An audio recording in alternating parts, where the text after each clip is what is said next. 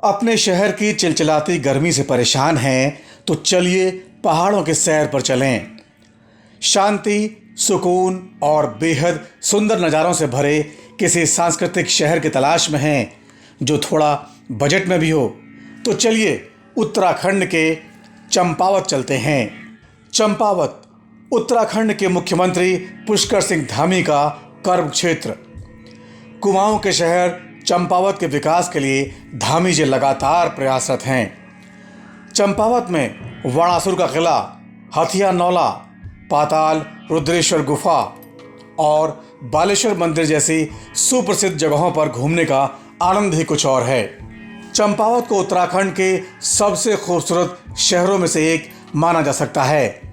चंपावत दिल्ली से करीब 427 किलोमीटर और देहरादून से 266 किलोमीटर पश्चिम दिशा में स्थित है। चंपावत ज़िले की आबादी लगभग 2,60,000 है। यह आबादी के लिहाज से राज्य में 12वां सबसे बड़ा ज़िला है।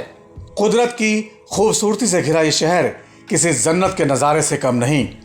चंपावत अपने शुद्ध हवा, पानी और शांत पर्यावरण के लिए जाना जाता है। यहाँ आपको खूबसूरत किले से लेकर मंदिर तक सब कुछ देखने को मिल जाएगा। चंपावत ज़िले के इतिहास की बात करें तो पहले चंपावत अल्मोड़ा ज़िले का ही एक हिस्सा था। 1972 में पिथौरागढ़ ज़िले में इसको जोड़ दिया गया। 15 सितंबर 1997 में चंपावत को एक स्वतंत्र ज़िला घोषित कर दिया गया। उत्तराखंड में संस्कृति और धर्म की उत्पत्ति की जगह के रूप में उत्तराखंड में चंपावत को जाना जाता है। चंपावत भूमि नागा और हिंदू पौराणिक कथाओं में वर्णित किन्नर का घर माना जाता है। इस क्षेत्र में खस राजाओं का शासन था। क्षेत्र के ऐतिहासिक स्तंभ, स्मारक, पांडुलिपियां, पुरातत्व संग्रह और लोक कथाएं इसके ऐतिहासिक महत्व का प्रमाण हैं। पांडुलिपियां ये साफ कर देती हैं कि कत्यूर साम्राज्य ने अतीत में इस क्षेत्र पर शासन किया था। चंपावत पूर्व में चंद शासकों की राजधानी भी रही है। उन्होंने अपनी प्राचीन राजधानी में कई मंदिरों और प्राचीन स्मारकों का निर्माण कराया।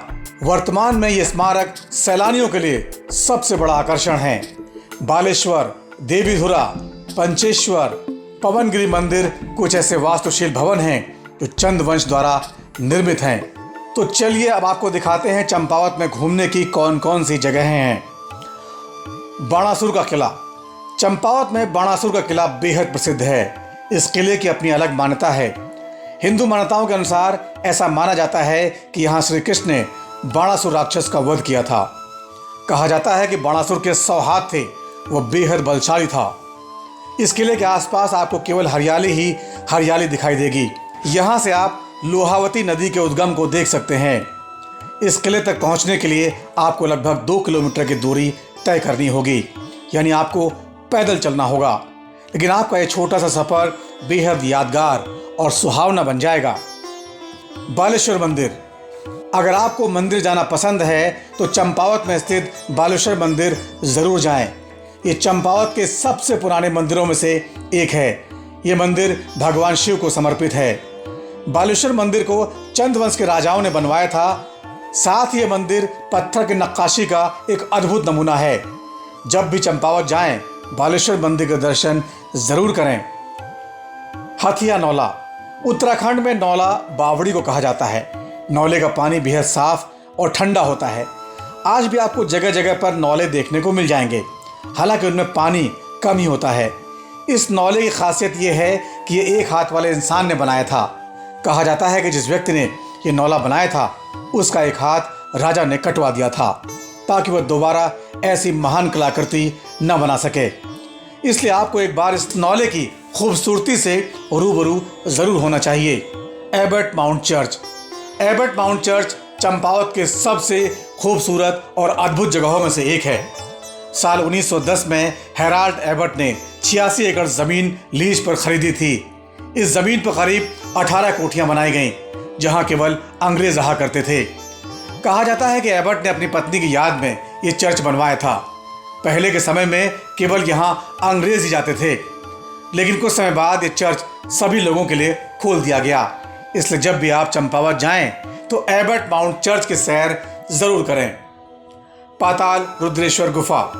पौराणिक मान्यताओं के अनुसार ऐसा कहा जाता है कि देवों के देव महादेव ने इस गुफा में तपस्या कर मोक्ष की प्राप्ति की थी।